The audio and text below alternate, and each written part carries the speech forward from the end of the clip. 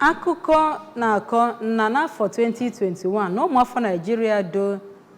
otu nde na ụma bụ ndị nwere nje HIV dịka ụmụ nwaanyị kachasị wee bụrụ ndị nke a metụtara dịka ha mejupụtakarịrị ọnụọgụ ndị nwere ya bụ nje. Ọ bụ n'ihi nke a ka ndị ọ na-elu n'okwu n'oge ụbọchị Zero Discrimination Day Celebration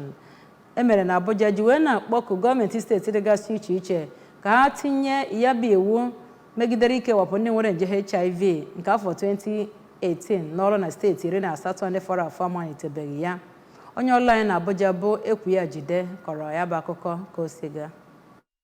Ọ bụ otu UN8 kwadoro ya n'ịlụta mmemme ụbọchị Zero Discrimination bụ nnọọ ohere ka ndị ọrụ ngo, ndị nrụkọta ọrụ na ndị obodo kparịta ụka nwee nkwenye otu a ga-esi kwụsị mkpa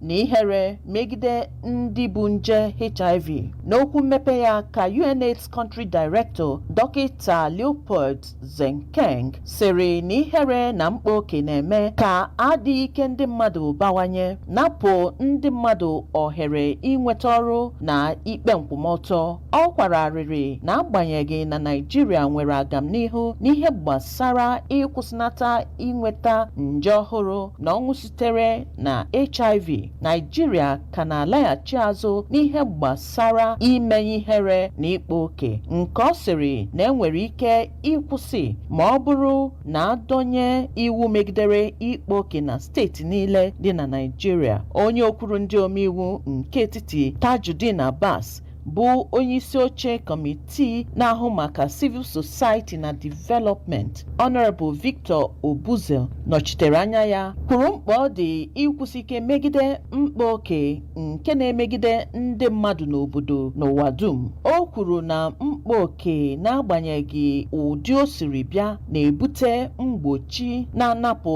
ndị mmadụ ikike, mana ndị Naịjirịa bụ nkwenye ha dịka otu ndị jikọtara ha inye onye ọbụla nkwanye ugwu dịrị ya. Onye Director General NACA Dọkịta Gambo Aliyu n'aka nke ya nwere nchekwube na ọ bụrụ na obodo, ndị ụka na ndị ọchịchị nye aka n'ọgụ megide imenye ihere na ịkpa oke, akụkọ agamnihu ịkwụsị HIV ga-abịa ọsọsọ. O kwuru na NACA site n'ọrụ ya webinatara ọnụọgụ ndị nwetara nje ọhụụ na ọnwụ sitere n'ihe gbasara HIV. Ọtụtụ ndị ọzọ kwuru okwu n'ọgbakọ ahụ gụnyere onye nchịkọta PEFPA Nwada Fumi Adesonya, onye ndụmọdụ ukwu nke National Human Rights Commission Maazị Hilary Ogbonna na ndị ọzọga kwuru mkpa ọ dị ịkwụnyere ndị a na-akpagbu n'ihi na naanị ịfụnanya nwere ike ịzọpụta. Site na Abuja,